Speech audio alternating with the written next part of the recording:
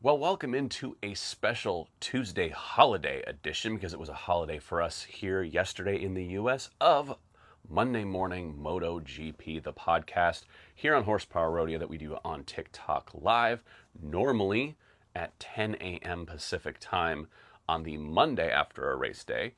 Today we're doing it on Tuesday because we slept in yesterday and had ourselves a little bit of a holiday. If you do miss it live on TikTok, you can catch it on YouTube, posted later on the Horsepower Rodeo channel there. So please join us there, subscribe, come back here, like, follow, share, mash all the buttons so you get all the MotoGP goodness you can possibly imagine, which includes this live broadcast of the podcast. So what are we talking about today? Well, we are talking about Marc Marquez's huge weekend in Aragon. We are talking about the other Marc Marquez's huge crash at Motorland Aragon. We're also talking about Joe Roberts and Celestino Vietti and his teammate Marco Ramirez, and a big freaking crash for the Moto2 American. And finally, we're going to talk about the last remnants of silly season and why Aleix Espargaro calling out a few older riders as kind of plugging up the funnel, not letting the new talent in, as a little bit of pot calling the kettle black. Here we go. So Marc Marquez. They keep saying 1,043 days since his last victory because that sounds like a long time, but it has been a very, very long time since Marc Marquez was on the top step of a Grand Prix podium in MotoGP. Horrible injury in 2020 at Jerez, I believe it was. Horrible high side. Tried to come back that week. Wasn't a good idea. Pushed it a little too hard. He has surgery. He goes off, re-injures himself, closing a window at his apartment. A lot of people, I think, it was kind of 50-50. I think some people said, Mark will be back. It's no big deal. It's just an injury. And people close to him, I think, knew how serious this injury was and the fact that his career was basically in jeopardy. And a lot of his inner circle thought maybe this was it. I mean, what else does he have to prove? He's won 8 world titles. He's one of the greatest motorcycle racers of all time. Some can make the argument that he is the greatest of all time. What did he have left to prove? I think for Marc Marquez, he had a lot left to prove. And then we saw him leave Honda, going to Ducati this year for a reset year. And I have said all season long, it looks like Marc this season, this is the no pressure season. He's not under the pressure of winning a title. He's not under the pressure of really performing. He just wants to get back to riding motorcycles very, very fast and enjoying it. And he thought going to Ducati was going to do that, and it turns out, he's a little bit right. It does seem like he's got a little bit of pep in his step. And judging from the pre-event press conferences, he is so relaxed. Again, this is a throwaway season and no harm, no foul. He's just going to go out there and push and aggravate the other guys, and he's saving all of his chips for next year. Except for he isn't really. He may not feel the pressure of winning a title, but he still wants to win motorcycle races. He still wants to send a message to the rest of the paddock that is, I'm here to stay. I'm not here just to participate. I'm here to challenge at the front. And we've heard him say week after week in the press conferences that, well, if I have a perfect weekend, I can compete with the front guys.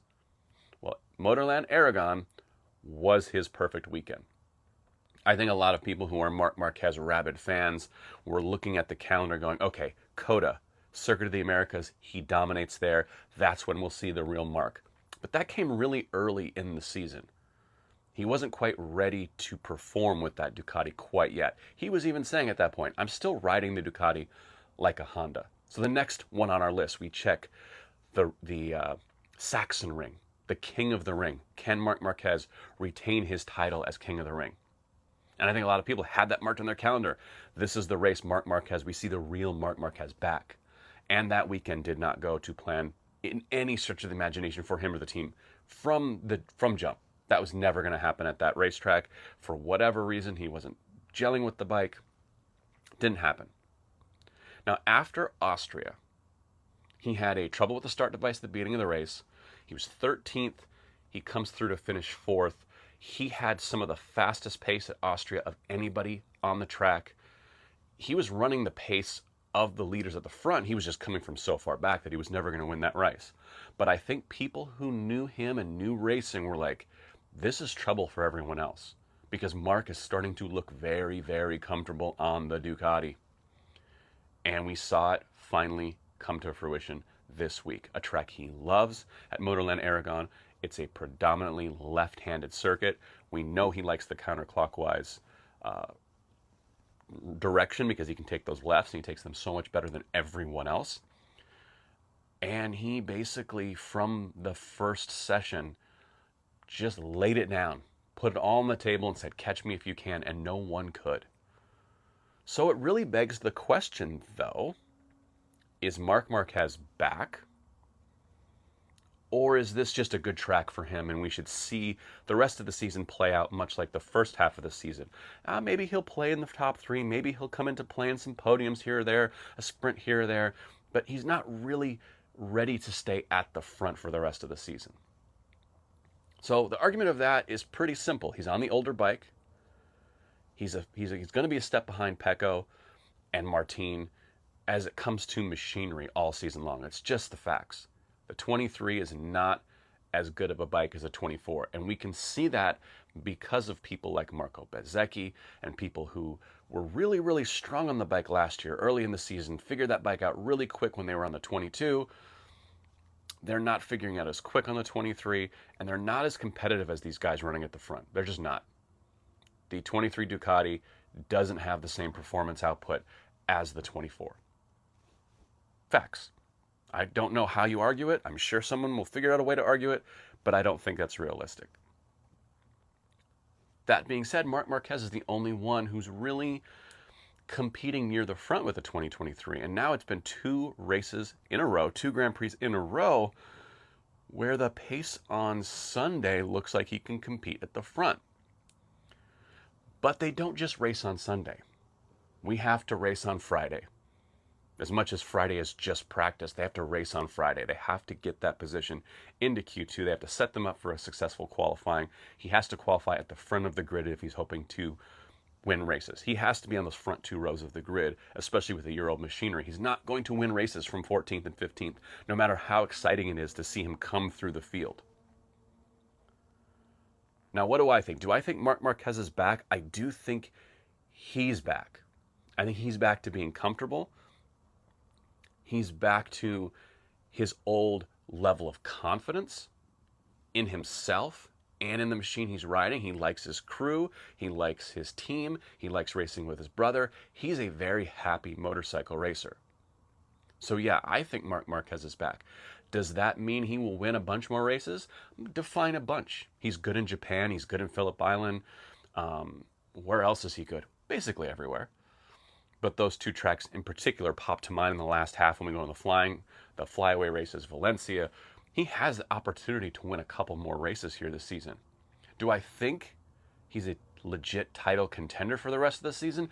I don't. And the only reason I don't think he can actually contend for the title is that we have 2 racers ahead of him in this title fight, in Pecco Bagnaia and Jorge Martin. And I don't see them both falling off the pace enough to let Marc claw himself back into contention. I could see it if it was just Pecco. We say, you know what, it only takes 1 or 2 mistakes a weekend like this last weekend for Pecco, and Marc is right back in it. But now we would have to see Pecco have a pretty big meltdown, and we would have to see Jorge Martin have a pretty big meltdown to get Marc back into title contention so he could win a world title this year. I don't see it happening. And I don't think Marc really sees it happening either. Again, this is a throwaway year. This is the run-up to next year's title push. Next year, he's with the factory team. He's in the factory colors. He's next to Pecco Bagnaia. I think if everything went perfectly for Marc, Pecco would have that number 1 plate, and Marc could look across the garage and say, I'm coming for it, big guy. We're on the same bike. We're on the same team, and I'm going to beat you. And that's what motorcycle racing is all about. It's getting on the bike and proving you're better than the guy next to you. And I think that's what he wants to do this year. Not this year. This one he wants to do next year. Because this year, again, if he wins a race, great. Adds to his total. He's having fun. Racing with his brother. Racing on a fun team. He's not worried about money. He's not worried about titles. He's not worried about glory. He's worried about staying healthy, staying fast, staying fit, staying competitive, and reminding everyone that he's still here. And next year, he's going to be very, very dangerous to everyone because he's going to have the competitive fire back, and it's going to be cutthroat Marc Marquez. I don't think we'll see the smiles and the joking in media day quite like we did this year when it comes down to title contention time in the 2025 season. But we can't talk about Marc Marquez without talking about Alex Marquez and the crash with Pecco Bagnaia. It was a huge crash, one of the craziest moments of the season, I think, because of the title implications, because of how well Alex Marquez was actually riding on Sunday, and also how good Pecco was riding to kind of reel him back in.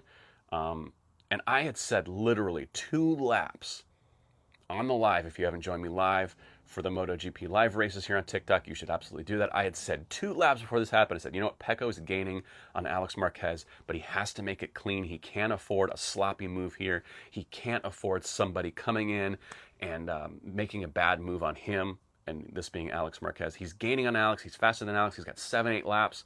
He just needs to take his time. He needs to make a smart, clean pass, and then 2 laps later, they're both in the gravel. Now, we can pick the bones out of who's at fault and who's not at fault. I mean, from one side, you have Alex Marquez saying, hey, I made a mistake in the previous corner. I took the inside line. I didn't see Pecco. I didn't expect him to come around the outside on me like that. I had nowhere to go. You pull a brake lever leaned over like that, you're crashing. You're probably running Pecco off the track with a crash like that anyway. But then if you're Pecco Bagnaia, you're saying, listen, man, you made the mistake. When you come back onto the line, you have to make sure it's safe. I was leading into that corner. I had the edge on that corner, and you ran right into me. He opened the throttle. You can see it on the replay of the video that he doesn't close the throttle, Alex Marquez, until he makes contact with Pecco. You see him on the video having the throttle open. He has that throttle cracked open as Pecco's coming around the outside. He doesn't close that sucker until they make contact. So I think you can see it from both sides. Do I think Alex Marquez deserved a penalty for that? It's tough to say. I'm not a racer. It happens in real time very, very, very fast. But watching it live, it felt a little bit like Alex needed to be less aggressive there and not open the throttle as early, because he'd made a pretty big mistake in the corner previous. He's coming back onto the racing line. He's taking that inside line. Yes, maybe he doesn't expect Pecco to make an aggressive move like that, but I do think he needed to proceed with a little more caution than kind of whipping himself back on the line and trying to take that corner, dipping in the way he did. Again, I'm not a racer. I'm not there. It's easy to say when you're watching slow motion that someone's at fault for something. The more interesting thing of all of this is the implications for Pecco in the championship, now putting him, 23 points down behind Jorge Martin. And we've seen these guys all season go back and forth, making mistakes, taking the lead in the championship, then giving it away, and taking the lead in the championship, and then giving it away. And this is just another example of that. I don't know if this was as much Pecco giving it away, but like I had said on the live, it wasn't a clean, flawless, patient pass. He had 5 more laps to go by Alex Marquez. He was so much faster than him. He could have picked any point on the track to make that pass cleanly. And he saw the opportunity there, and he was very, very aggressive, like we've seen Pecco be all season long, which I personally like. I love seeing aggressive Pecco fighting for the title rather than just racing for it, if that makes any sense to y'all out there. So I was kind of torn because I think, Pecco, you put yourself in that position a little bit. And that's what happens when you put yourself into that position. You could have seen that mistake, allowed yourself to get right on Alex Marquez's tail, and then blitz him down the back straight with that superior power you have on the 2024 machine. Taking him into the last corner, made a nice clean pass. They were way too far behind second or first to compete for the rest of those spaces, so Pecco would have had to settle for third, and it would have been a pretty good third place for the weekend. Now he makes that aggressive move, he pays the price for it, and he gets no points. 23 points down in the championship, blows it a little wide open, but it's not over. We have 8 rounds left. That's a ton of points left on the table in this MotoGP World Championship. A ton of points. And we've seen both of these guys make big mistakes. So for everyone who's saying out there, the title's over, Pecco's thrown it away, not by a real long shot. We have 2 rounds at Misano coming up. You don't think he can claw back 10, 20 points in 2 weekends at Misano? You haven't watched this guy race. Can he do it? Yes. Will he do it? We don't know. But I don't think this crash is the end-all, be-all of his season. I think the thing we have to really count our lucky stars on is that this crash wasn't worse, because the initial look of this, it looked nasty. I mean, Pecco gets drugged by his bike, foot caught under, rolled over by Alex's bike. Alex's bike basically pitches him off. It was really nasty. And the fact that Alex's rear front tire is spinning just feet away from Pecco's head when they're going to the gravel. It'd be so much worse. Neck injuries, head injuries, leg injuries. There was so many much worse outcomes from this crash than just 2 guys ending up in the gravel angry at each other. So the fact that they're still both healthy enough to be angry at each other is a very good thing. And I'm hoping that they both are 100% when we go to Misano next weekend.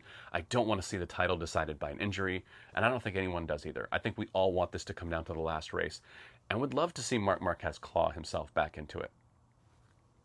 But, racing, it happens. Anything can happen. Simon Crafar said it last week. He said, MotoGP is unpredictable. So whatever you think is going to happen, whatever plan you've mapped out in your narrative of what's going to happen this season in MotoGP probably isn't going to be the thing that actually happens. And we saw that this weekend, because I don't think anybody had picked that outcome, especially the way it happened. Absolutely unbelievable. And up until that point, I kept saying on the live, Alex Marquez was riding an amazing race. He was looking fantastic. He loves this track.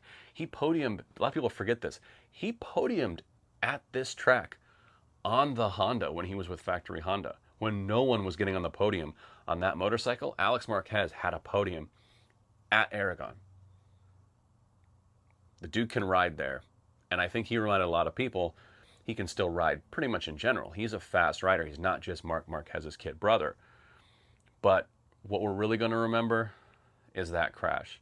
And no matter which side you are in the argument, Pecco's fault, Alex's fault, it's a racing incident. However you fall in that, doesn't really matter in the long run, because points were left on the table. And we'll see if that plays into the final equation at the end of the season for the world title. But I want to talk about another crash that happened in one of the lower class races.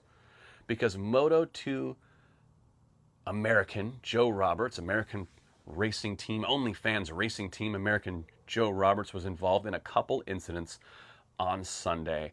And one of the incidents was kind of similar to what we saw with Alex Marquez and Pecco Bagnaia. Going into the final corner, Celestino Vietti was a little bit ahead of Roberts. Roberts was trying to get some slipstream. Vietti was a little bit wide. Roberts tried to scoot up the inside, made contact, punted Vietti off the track.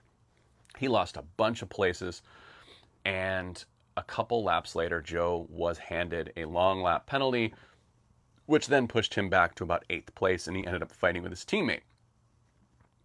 Now, it was a bad outcome for Joe, because as he's fighting with his teammate on the last lap, he gets a little impatient.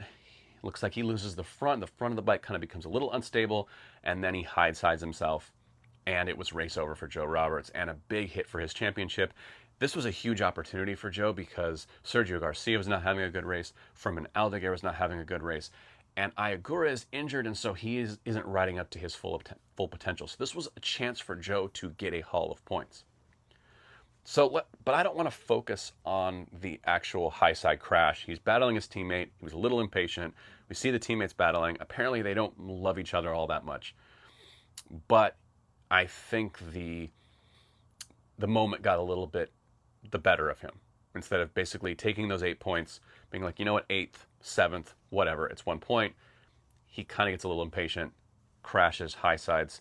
Not a great result for him. But back to the penalty, because the penalty, it's a different corner, it's different circumstances a little bit, but it looked very, very similar to the crash we saw with Alex Marquez being on the inside, Pecco having the outside leverage, being ahead into the corner, and Alex running into him, and in that case, running them both off the track.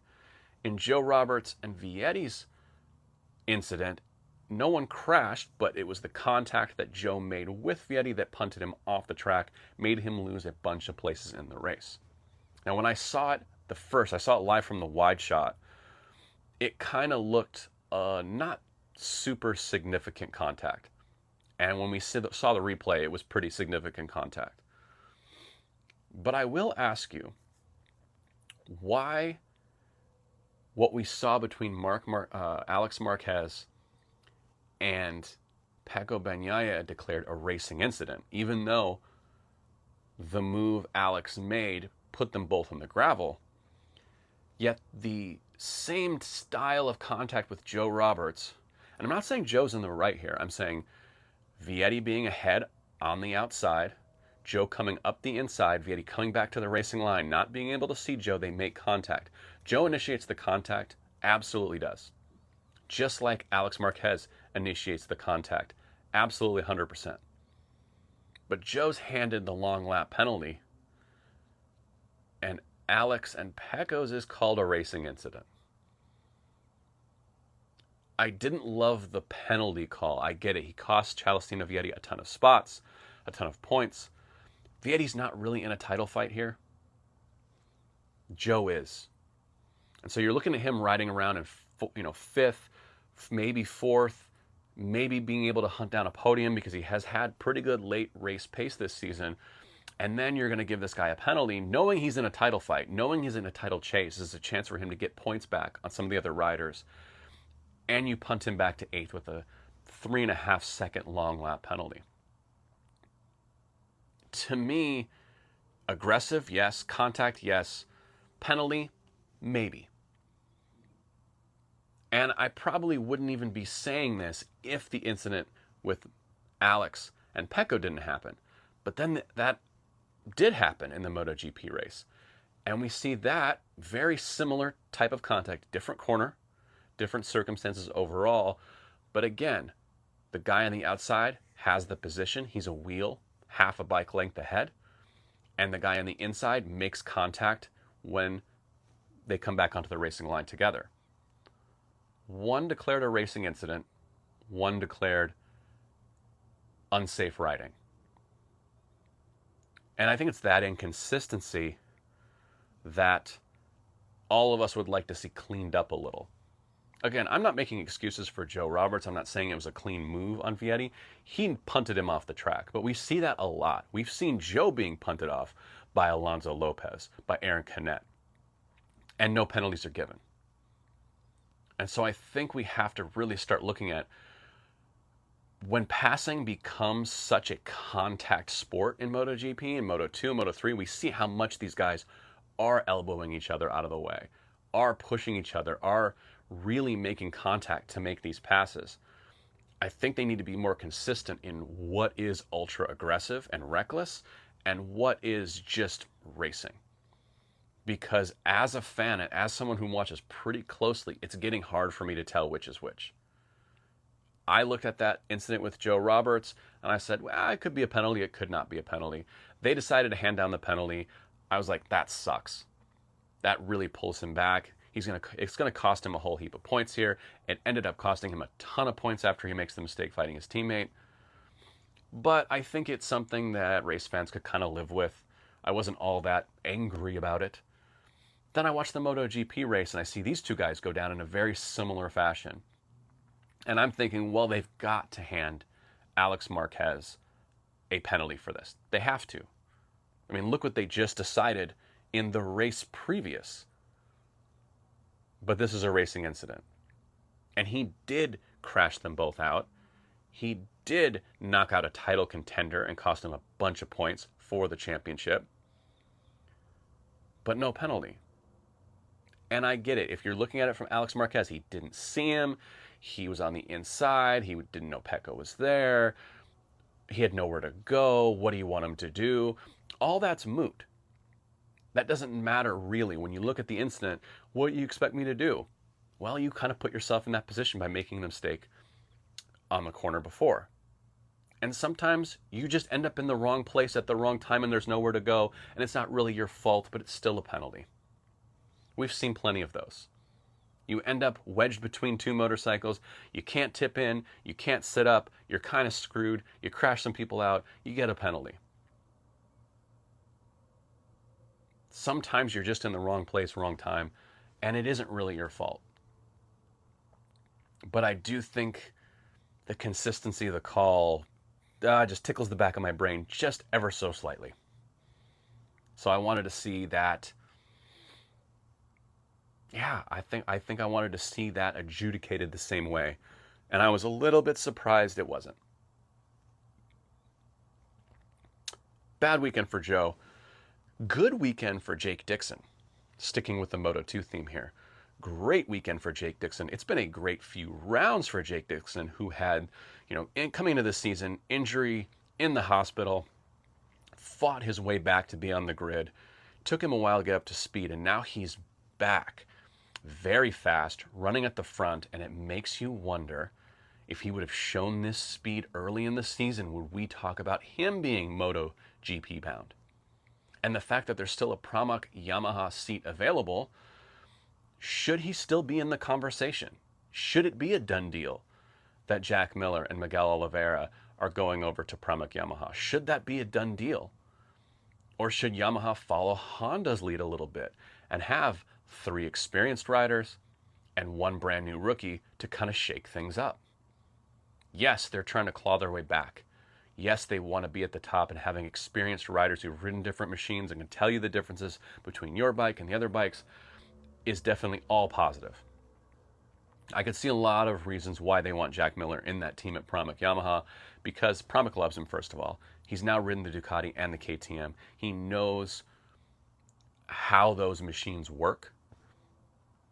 And he can tell Yamaha, well, this is where your machine really falls short compared to the Ducati, compared to the KTM. So I get it, but at the same time, it really does suck for some of these riders in Moto2, especially Jake Dixon, who isn't peaking right at the beginning of the season. He's peaking right at the time that he could make a title run. He keeps this form up and Sergio Garcia continues to struggle. He's in this title fight. I think it is very likely we come down the last few races and we're talking about Sergio Garcia, Ayagura, and Jake Dixon as possible title winners for this season. And no look at Jake Dixon for a MotoGP ride. It's a little bit of a travesty, but it brings me to my next point about silly season in general. And this silly season, the 2024, the silliest of all the silly seasons, is that these silly seasons happen so early. Teams are making decisions about 2025 before 2024 even started. Look at the first kind of domino that fell when we're talking about the rookie class of 2025, is that Fermin Aldeguer was signed based on performance from 2023. Not his current form. Not his current places, his current points. He was given that ride at Ducati, contract with the factory. He will be riding with Gresini next year. That decision was made before the 2024 season even got underway. And he's come out of the blocks and stumbled this season. He hasn't looked as dominant on that Bosco chassis, who everyone's like, wow, Fermin Aldeguer is the new it boy. He hasn't looked as fast on the new Pirelli tires. Whatever is holding him back this year, should it be a cause for concern? If you were looking at this year alone, for Fermin Aldeguer, you would not go, that's one we need in MotoGP. You just wouldn't. I mean, look at this. This week, he makes a desperate lunge, high sides himself to infinity and beyond, and is out of the race. He crashes going into a long lap penalty earlier this season. He isn't qualifying well. He isn't finishing well. He can turn it around. Of course he can. Everyone can. But current form up to this point, just looking at this season, He doesn't belong in MotoGP. He's there based on his resume for 2023, an entire 6 months ago, half a season ago. Then you look at people like Jake Dixon, who up until this point also had no real credible claim to a MotoGP spot. But now he's coming into his own. Now he's healthy. Now we can see him running at the front. And Jake is going to be dangerous if he stays healthy the rest of the season. But that form isn't rewarded in the same way because it's a little too late. The contract's already signed. People have already got their spots. Everything needs to be decided by summer break now so the teams can plan for the next season. But are you doing yourself a disservice by not letting the Moto2 Championship shake out a little bit? Seeing who has the hot hand. Look what happened when we're talking about hot hands. Fabio Di Giannantonio had no hand. He was not going to be in MotoGP anymore when he was racing with Gresini. He gets hot in the last half of the season. He gets on the podium. He wins a race. He saves his career. Now we're talking about this guy as a factory Ducati rider with VR46, brand new machinery next season, one of only 3 on the grid. He's the guy now. He's beating Bezzecchi every single freaking week. He's the man, injured or not. And if without that late season form to get him that job, he would have been out of MotoGP. The fact that there was still a seat open at VR46, and it didn't look like there was. If we remember, VR46 said, we're not really interested in him. We want someone young, maybe Moto2. They're looking at Fermanel Daguerre, whoever else. Maybe they want to bring up Celestino Vietti because he's part of the VR46, horde. And then Fabio wins a MotoGP race, and they had to take a really hard look at him. But there was a seat available in the last week of the season. That doesn't happen, and it doesn't look like it's going to happen this season. So people like Jake Dixon, who are coming on strong late, aren't going to get that shot that they maybe deserve. And it's been a wild, silly season this year. So many racing seats open, so many people switching teams, and everything's changing. But the fact that it's happening so early in the season, before the season even starts, seats are already being negotiated and decided. Before summer break, half the seats already decided. Which makes a lot of sense when you think about riders renewing contracts or MotoGP riders moving to different teams. The factory guys really want to get these seats set. But when it comes to opportunities for rookies, I think we're doing the younger classes a disservice by making these decisions so early in the season, not letting these championships shake out. Which brings me to my final point. Aleix Espargaro, a couple weeks ago, basically made a pretty bold statement saying there are a few riders in the paddock that are holding on to their seats in MotoGP, maybe when they shouldn't. He specifically called out Franco Morbidelli and Jack Miller as 2 riders who are not having the amount of success that warrants a continued stay in MotoGP. Now, first of all, let's talk about where Aleix is just blowing smoke. Because Aleix can say that now that he's 34. He's on his way out. He's retiring. He is giving up a spot for younger riders. It's a noble effort. Well, no, it's not a noble effort. He's ready to be done. He's 34 years old. He wants to have a more active role in family and a less active life on the MotoGP circuit. It's not some falling on his sword moment, Aleix. Sorry, buddy. You had chances when you were 30, when you were 31 to hang it up, when Aprilia was nowhere, when it didn't look like that project was going forward in the right direction at all. You could have stepped aside for younger talent. You did not. So it's easy to say, hey, these guys, they're taking up space in MotoGP, they should step aside. The more salient point in what he's saying to me is that these satellite teams, because a lot of them have full factory equipment now, and they're not just all getting the hand-me-downs from the factory. We're looking at Honda having 4 factory bikes on the grid, or KTM, 4 factory bikes on the grid, Yamaha, 4 factory bikes on the grid, Ducati, 3 factory bikes on the grid. Aprilia, I'm not sure exactly, but this year it was 3, and then it was 3.5, and now it's 4 factory bikes on the grid. These satellite teams, which to me were always intended to bring young riders up, to build the factory riders of the future, are now being treated like they need to win team titles and they need to win championships and they need to win rider titles. And that doesn't really feel like that fits the function of a satellite team, of an independent team. Look at Pramac is the gateway to factory Ducati. That's how it should work. You look at Pecco Bagnaia, Jack Miller, all these riders came through Pramac to go to factory Ducati. That was the stepping stone. Pecco leaves Moto2, goes to Pramac, cuts his teeth, learns his craft, goes to factory Ducati, wins the title. That's what the satellite system, the independent teams, that's what it's supposed to do. They're not there to win titles. Pramac, great. They won the team title last year. Jorge Martin's on fire there. But Jorge Martin was not at Pramac to win titles. He's at Pramac to get that factory seat. And we saw how that didn't work out. They ignored their own pipeline by choosing Marc Marquez. So then we look at the other teams, and we look at teams like KTM. Instead of going to the well of young talent, they're going to Enea Bastianini and Maverick Viñales.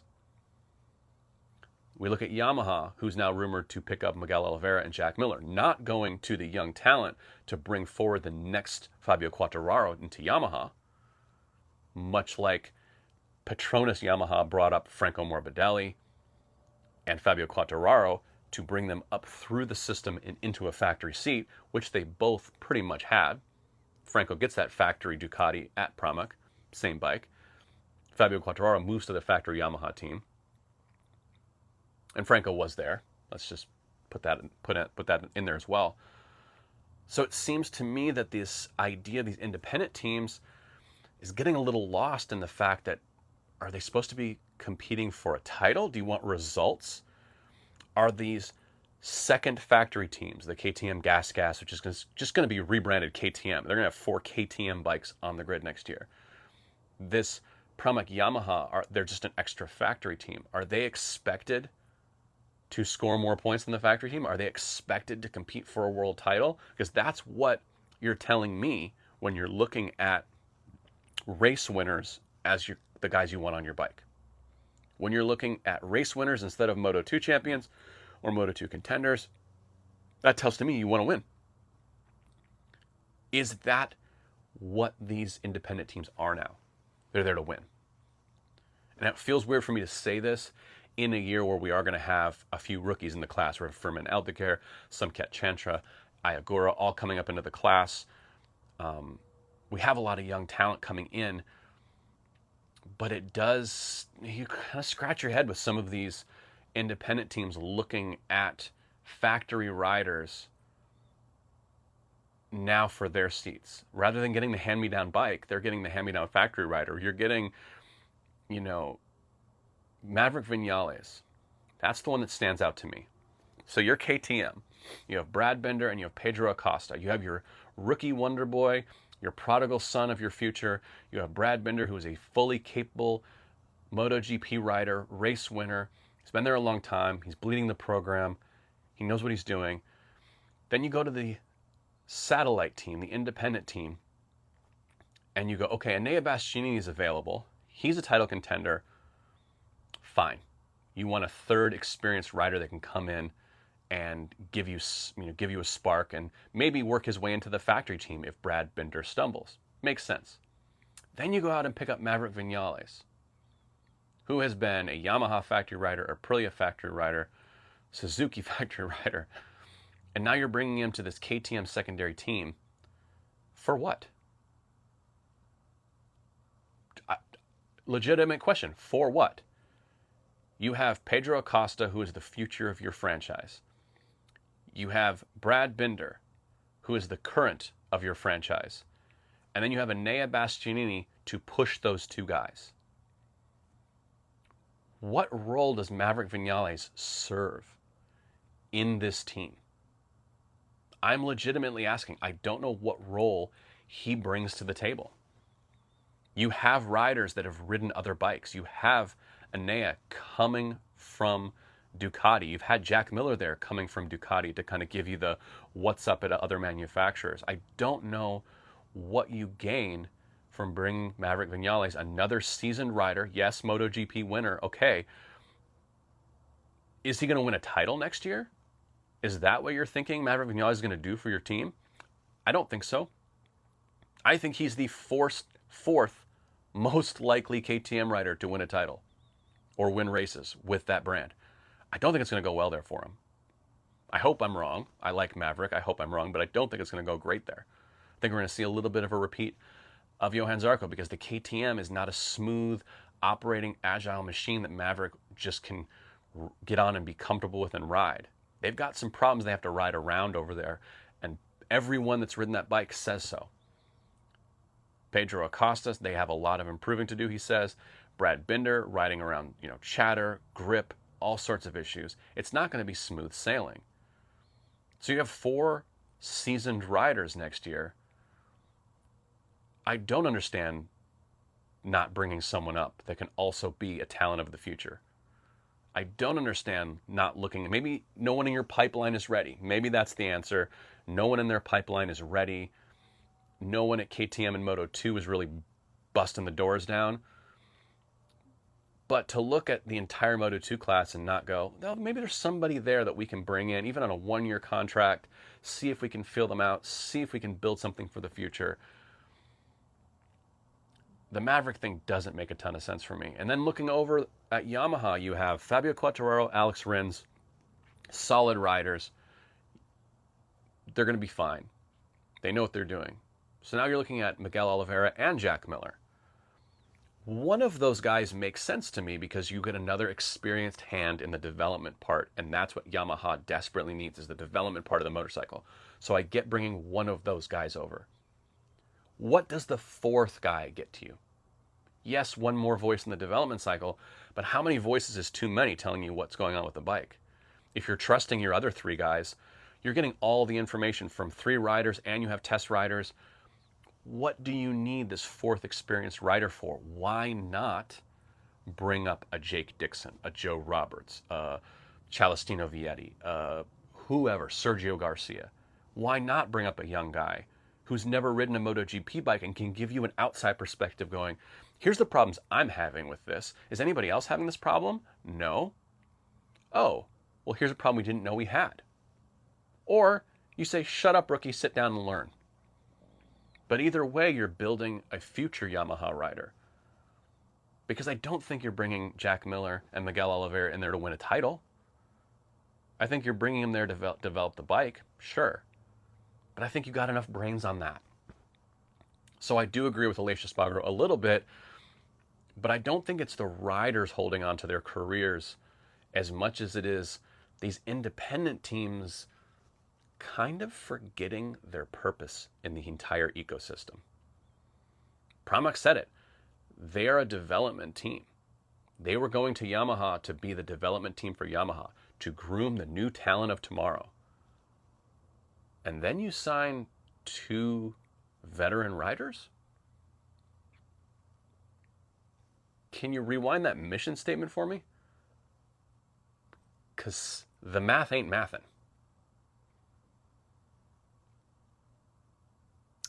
Anyway, that does it for this edition, very special Tuesday holiday edition of Monday Morning MotoGP. You can catch it live here normally on Monday morning, 10 a.m.